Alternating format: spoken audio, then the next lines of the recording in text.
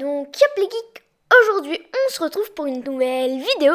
Dans cette vidéo je vais vous montrer un setup à 500€. Donc quand je dis setup à 500€, je vais pas vous montrer un PC, mais les périphériques, donc souris, clavier, casque, siège, tapis de souris et écran.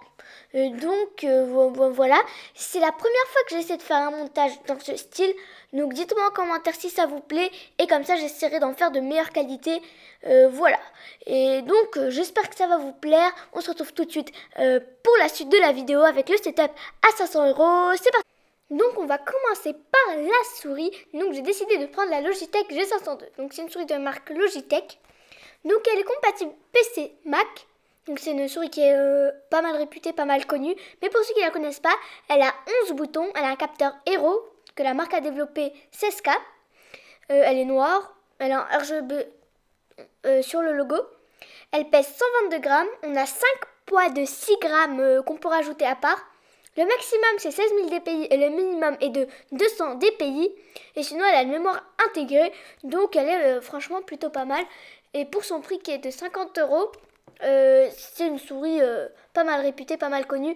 Donc le deuxième périphérique c'est le clavier. Donc le clavier que je vais vous recommander c'est le Cooler Master CK530, donc de marque Cooler Master. C'est un clavier qui est TKL, donc sans pavé numérique. Il a des 4 Teron Red, donc similaire au Switch Red de chez MX. De chez Cherry MX, pardon. Il a un châssis en aluminium. Moi j'aime bien ce petit design avec le châssis. Il est RGB. Il a un petit logiciel. D'ailleurs j'ai oublié de le préciser, mais la souris aussi elle a un logiciel. Sinon il est compatible PC console et il coûte 50€. Donc c'est vraiment pas cher pour ce que c'est. Donc je vais parler du casque. J'ai décidé de choisir le HyperX Cloud 2. Donc déjà dans la boîte on retrouve plutôt pas mal de choses. Bien sûr on a le casque, on a une rallonge pour pouvoir l'utiliser sur ordinateur en USB.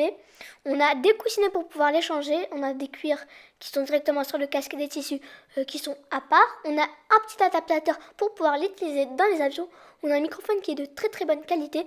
Après ça sera pas le meilleur pour faire des vidéos sur YouTube. Après pour parler sur Discord il est très bien. Là je l'ai sur ma tête, il est vraiment très confortable. Il a un 7.1 qui est on va dire assez moyen. Et donc comme je vous l'ai dit, on peut le brancher en jack en USB, donc il a une compatibilité sur toutes les plateformes. Et c'est celui que je vous recommanderais le plus pour son prix qui est de 80€.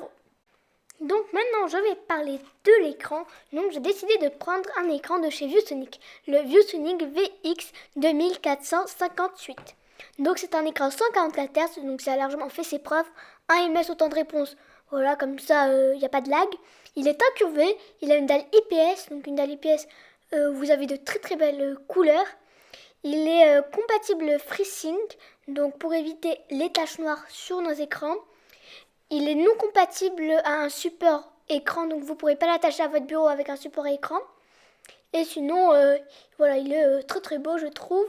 Et il coûte 150€, donc il vaut largement son prix. Pour le tapis de souris, j'ai voulu prendre du XXL, donc de chez OK, pour pouvoir mettre son clavier et sa souris. Et il coûte 20€, donc voilà, ça c'est un petit détail. Pour le tapis de souris. Donc là, je vais vous parler du siège. Donc j'ai pris un siège à 116€, donc pas très cher. Et donc c'est un siège qui existe en différents coloris sur Amazon.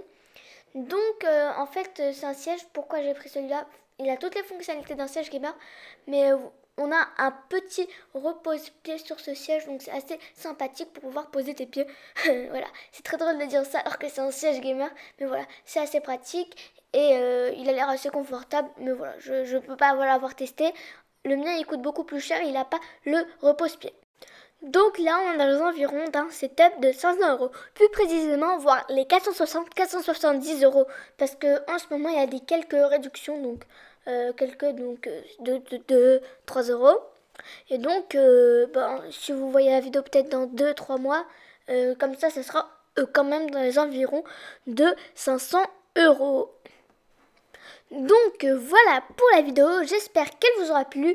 Donc c'était pas une vidéo très longue parce que je savais pas si ça vous plairait les vidéos où je présentais des setups, parce que j'ai jamais fait ça.